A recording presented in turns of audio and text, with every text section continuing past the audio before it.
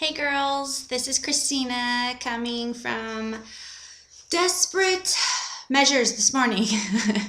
As you can see, I've once again locked myself in my bathroom because I just can't seem to get these videos done at night when the kids are sleeping or at nap time anymore. It's the end of the school year and there is just a ton to get done to wrap things up, and I'm a little overwhelmed these days. We are on chapter 12, Living on Purpose, and this is a passion of mine, so I'm going to try and keep this video really short for you because I could go on and on and on and on. Sarah opens up the chapter with talking about being overwhelmed, and when you are such a goal setter in your life and you set these goals and then you don't accomplish them or you become overwhelmed, a lot of times what we end up doing is just throwing it all out.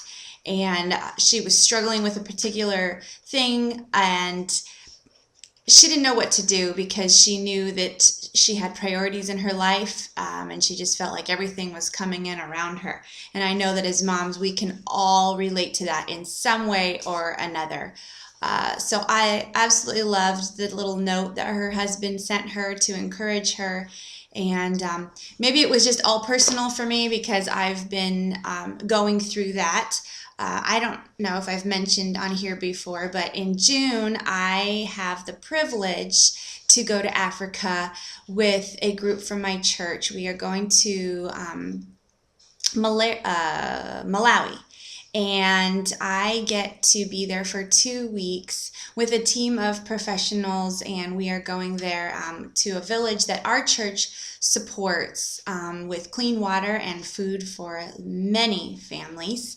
And I just can't believe that I was chosen to get to go, and I get to bring my laptop, which is where my comfort zone is, and I get to meet these people, and I get to love on these people, and realize that people a world away are just like us. And so I'm going to be writing about that on my blog, and if you're interested, please stay up because I'm going to be in Africa in June.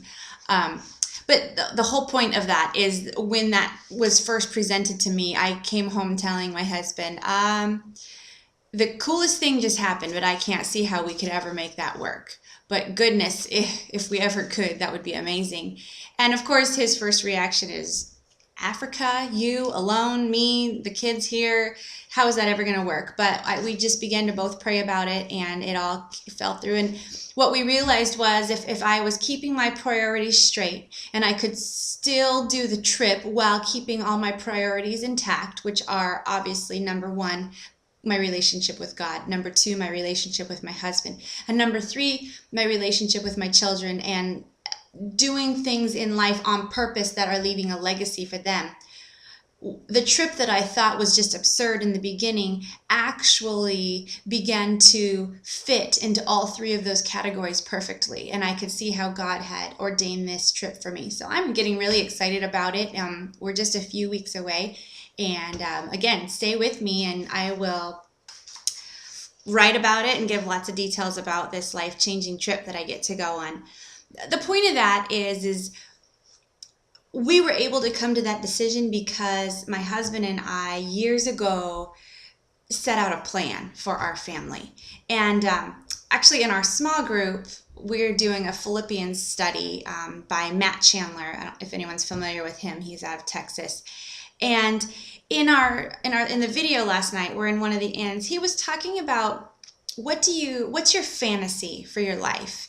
And basically another word for dreams, goals, but he used it as a fantasy because it's just what's the biggest thing that you hope comes out of your life here on earth with your family specifically is what he was talking about. And then once you get that goal, you work backwards and you go through all of the different steps that you're going to need to take in order to move your family towards that goal and ultimately achieving that fantasy for your life. So Brandon and I did that years ago without even, really labeling it or anything. We just thought we were weirdos and this is how we chose to run our family. But we said, okay, what do we want our Christmas morning to look like when we're 60 years old? What does that mean for us? And both of us without even really questioning it, it was like, well, we want kids and grandkids everywhere. That's our goal. Just people everywhere. Delicious food and family quality traditions and time with our kids, adult children who have amazing Christian spouses and all of their beautiful, amazing, talented children. Not too much to ask, right? But that's why it's a fantasy. And you know, I definitely believe that God would want the same thing for our family. And because he loves the family and he created it and he created the generations to live and just be together and help each other out.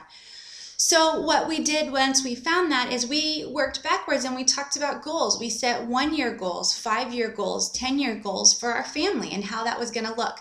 And part of that many years ago when we did this included we need to add some more children to our family, because if we want all these grandkids and we only have 1 or 2 biological kids on our own, the chances go down of having all these kids around. So we began adding more to our family through God's blessing, and we're well on our way to getting there.